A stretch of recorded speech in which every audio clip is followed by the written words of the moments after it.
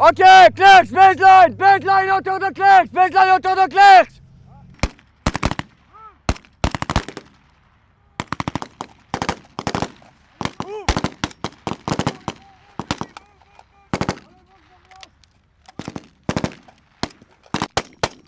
Vas-y Guigui!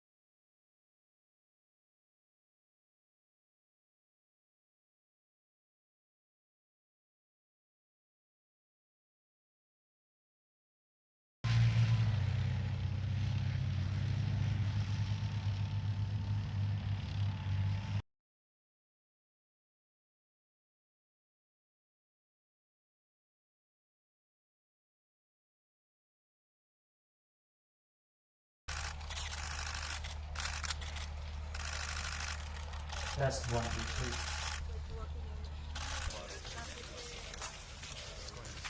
Going up.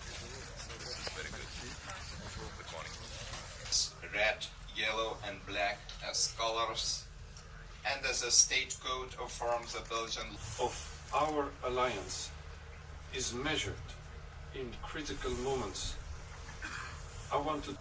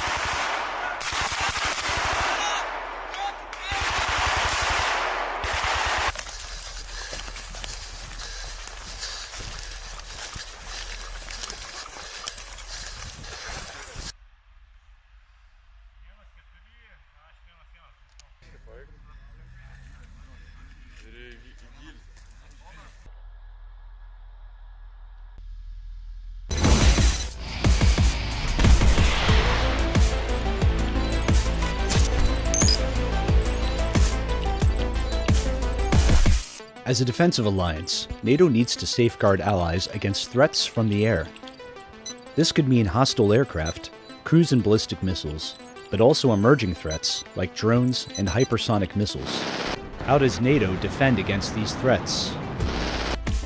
Working together, NATO allies have deployed an integrated system of radars, ground and sea-based air and missile defense systems, and fighter jets across alliance territory to detect and intercept possible threats.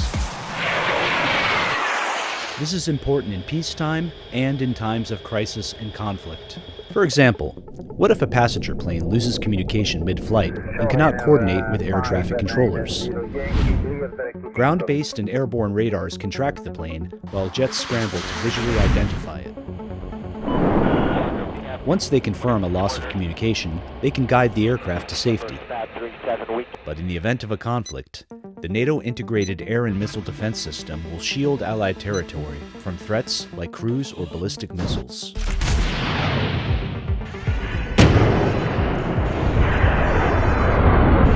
hostile launch would be detected by NATO's array of sensors on land, in the air, at sea, or in space.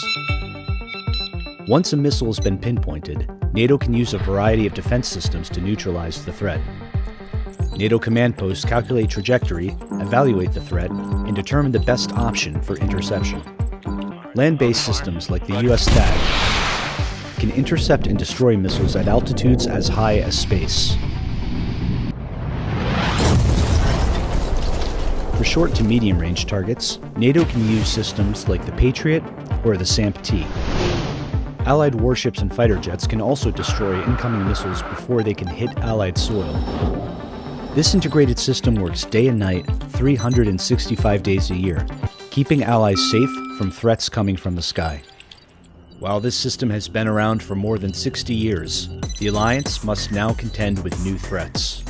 Drones can range from larger unmanned military aircraft to small commercial ones. While they don't look like much next to a cruise or ballistic missile, they can still cause damage and disruption, especially when used in swarms. NATO allies are developing additional solutions to counter potential threats from drones. Hypersonic missiles present another emerging threat. Flying faster than 5 times the speed of sound, these missiles can maneuver in flight, making them hard to track. While defense against hypersonic missiles is challenging, NATO is working on systems to counter them.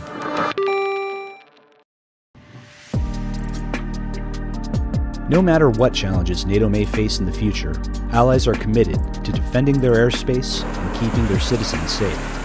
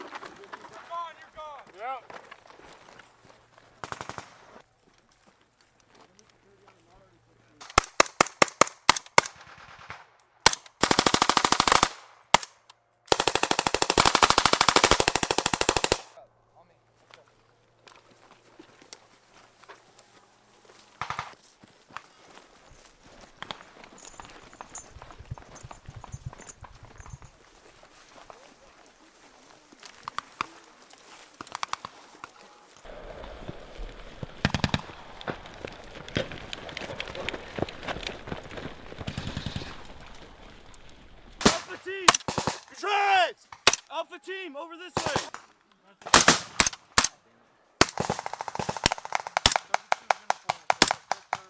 Which one? Right around here, right around here. I push.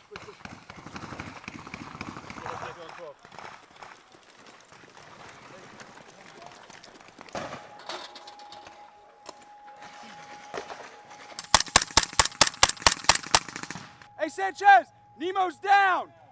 Loading 1HE!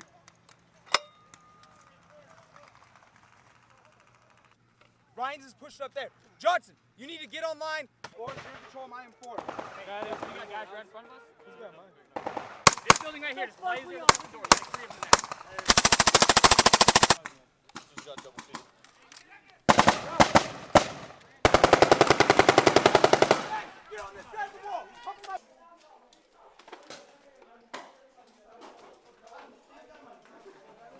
Hey, if you're dead, you can't talk.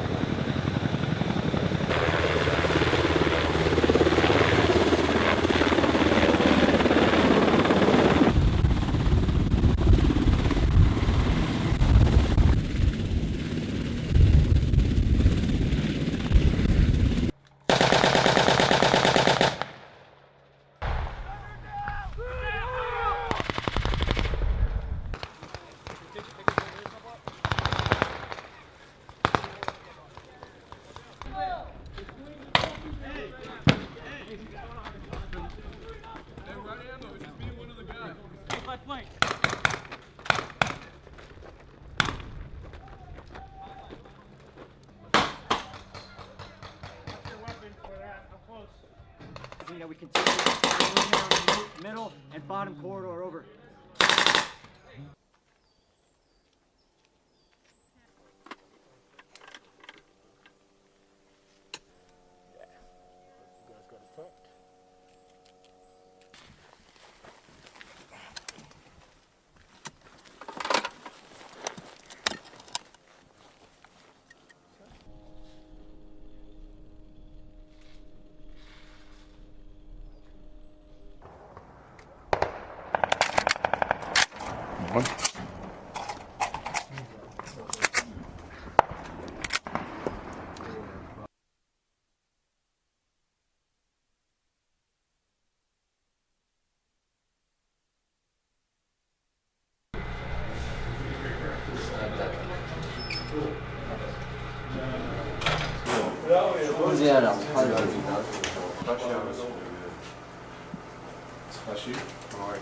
Some color pollution train out.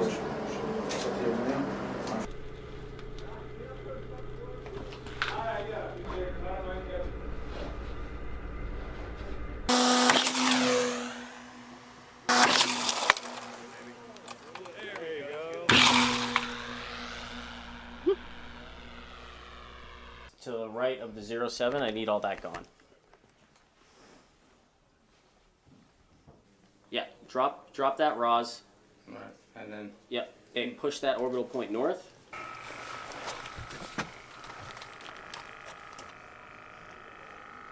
Is that ours? Yeah.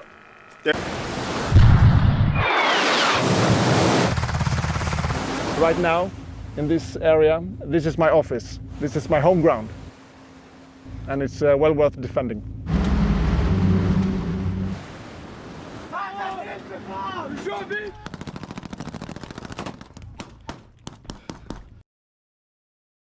I always call that the mother of all unintended consequences for Russian strategic thinking. If Russia had one objective with Sweden and Finland, it was to keep them outside of the alliance, and by Russia's full-scale invasion, now we are part of NATO.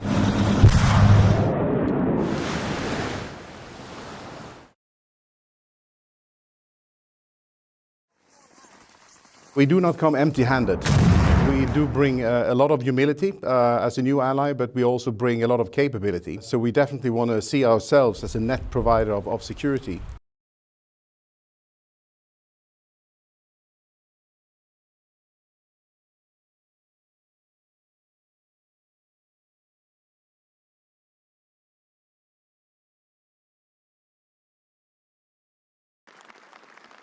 It's good now that Sweden has a seat at the table that provides us a better opportunity to have influence, but also take responsibility for the alliance.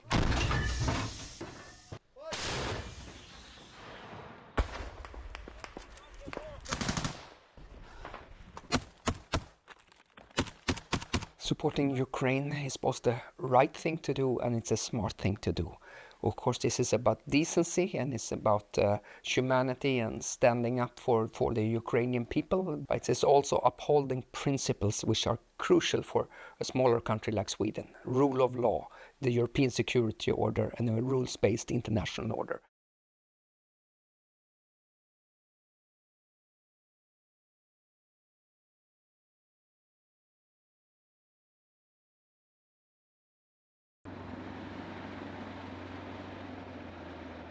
Leaning on the many years of close partnership with NATO, we have embraced a lot of the methodology that comes with standardization and building interoperability. We can now plan and work together, not as a unique entity, but as an integral part of NATO.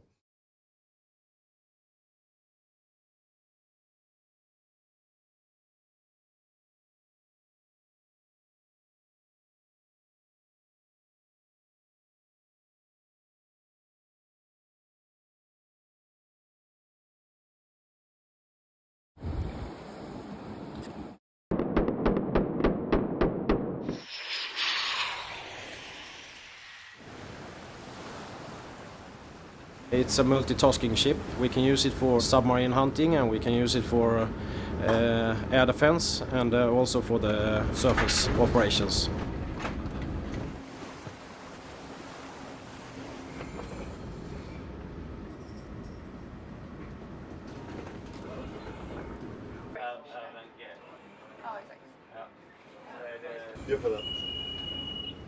Our profession is to use this ship in an attack from the archipelago in the Baltic Sea. That's what this ship is built for. We are very familiar with the environment in this region, and this ship is built for the environment around here.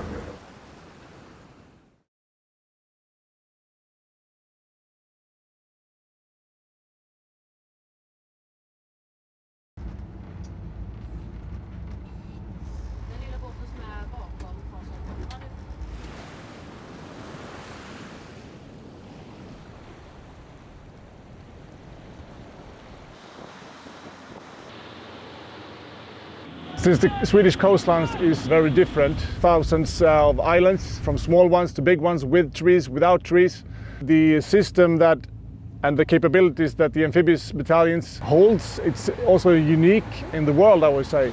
We bring our own sustainability. We live and work from our boats that are designed to operate in these conditions.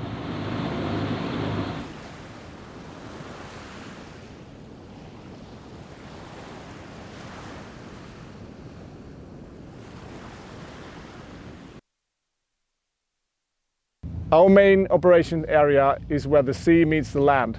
Either it's an open coast or archipelago. We are designed to work on the water, below the surface, on land and in the air around the Swedish coastline.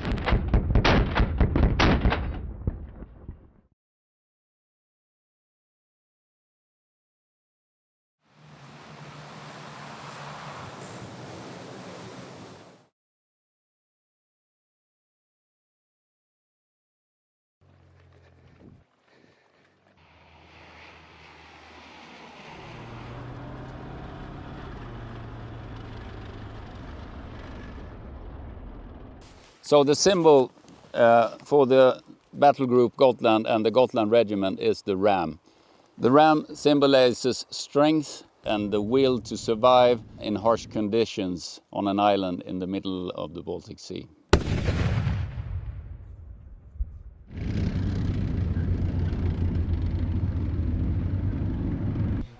Hi. Nice to meet you.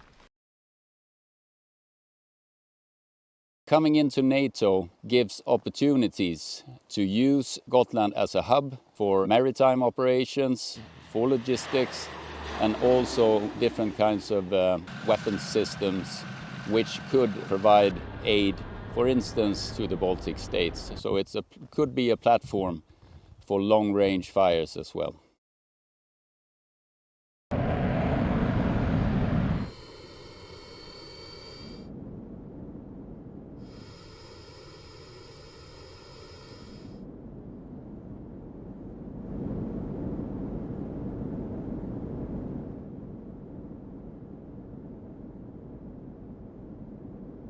So we always have at least 2 aircraft in constant readiness for air policing mission, or to identify, collect information, or to intercept an aircraft coming too close to NATO territory.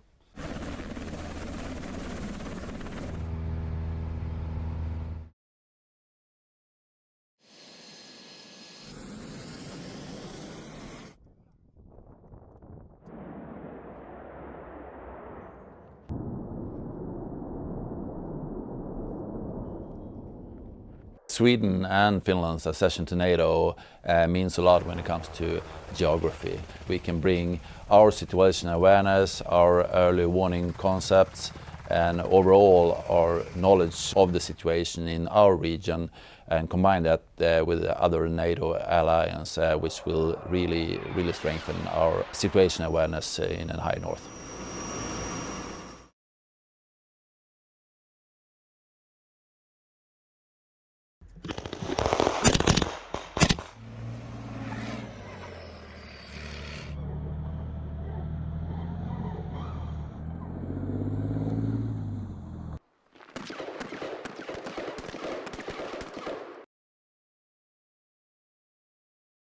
During winter times we have almost no light, few roads on long distances, and often also in winter time we have the extreme cold, going below 30 minus.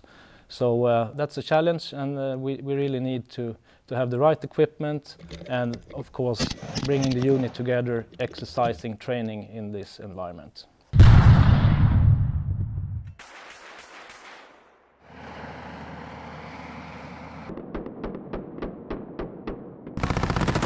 We are in the training field.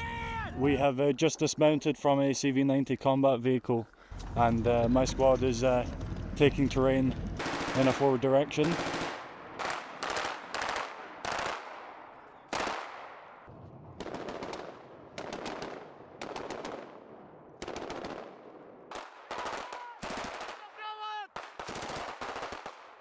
I'm from Paisley, Glasgow in Scotland. I moved to Sweden when I was young, when I was 6 years old, and I've grown up here, so Sweden has become my home, and makes sense to defend it.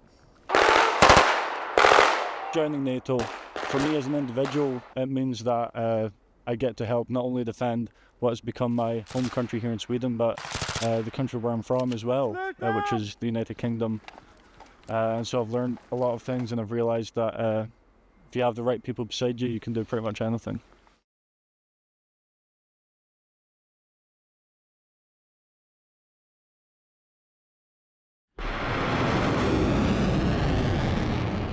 Space is something that we utilize daily for communication, for weather forecast, for surveillance, wide range of different areas where we actually are very dependent on space.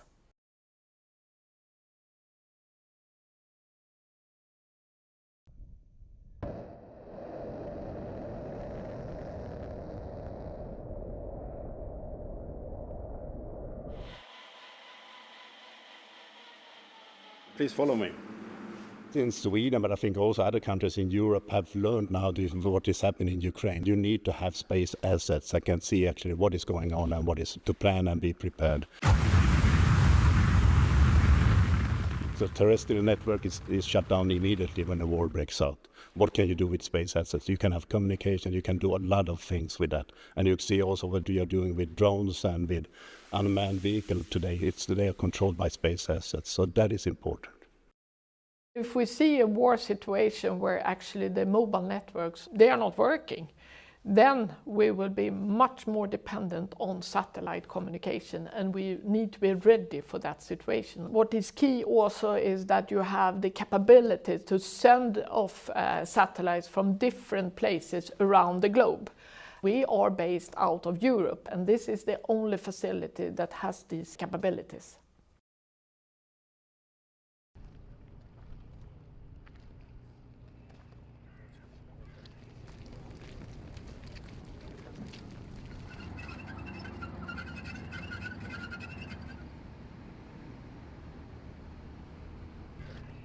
The strength that 32 allies bring together both in terms of deterrence and of course also the operational capabilities to take up the fight if necessary is absolutely convincing.